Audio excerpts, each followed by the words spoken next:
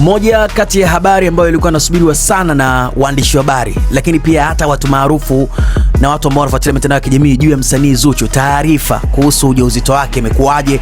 Lakini pia tumesikia story nyingi sana, watu wakiwa wanasema bana Zuchu tayari ameshajifungua.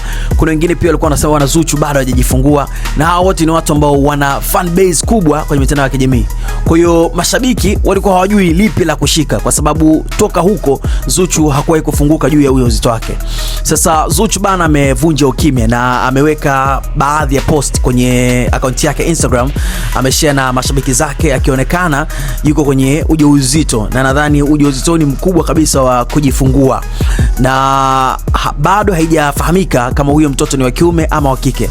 Lakini kumekuwa na maswali mengi sana kwa sababu hizi picha zimepostiwa baada ya kuonekana kati ya Zuchu na Diamond, mzazi mwenza ama bosi wake, kugombana, kupishana na vitu kama hivyo. Sasa hivi tumeona pia hata WCB pia wameposti hizi picha za Zuchu, na nadhani pia kutakuwa na event inaandaliwa, kwa sababu ni muda mrefu Zuchu alikaa kimya juu ya swala hili la ujauzito wake, lakini mpaka sasa hivi amelitoa kwa mashabiki zake. Naamini basi kutakuwa na event ama kuna kitu kinakuja baada ya hapa.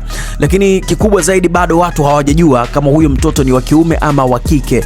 Hilo bado pia limebaki kuwa surprise. Kumekuwa na matukio makubwa sana. Ukikumbuka juzi tu hapa kumekuwa na tukio kubwa la Wema Sepetu pia kujifungua mtoto wa kiume ambaye amezaa na Whozu. Sasa hivi pia tumepata bahati ya kupata hiyo tunasema Tanzanian Finance, kwa maana Zuchu na Diamond wote wa Tanzania, kwa sababu Diamond wanawake wote ambao amezaa nao ni watu kutoka mataifa tofauti tofauti nje na Tanzania.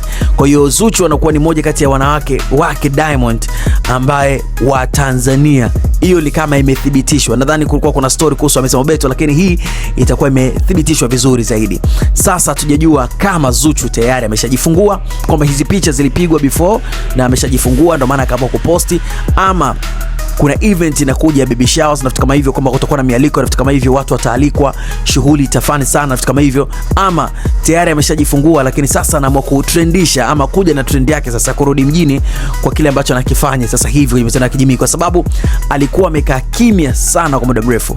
Sasa kuposti picha akiwa sasa mjamzito, tena kwenye ule wakati ambao tunasema labda huyu mtu anakaribia kujifungua na vitu kama hivyo, ni jambo ambalo watu wameliweka kichwani na kujiuliza maswali mengi, kwamba sasa ameshajifungua ama bado, ama anakaribia, ama ni event ya baby showers, ama kuna event gani inakuja mbeleni baada ya Zuchu kuposti hizi picha.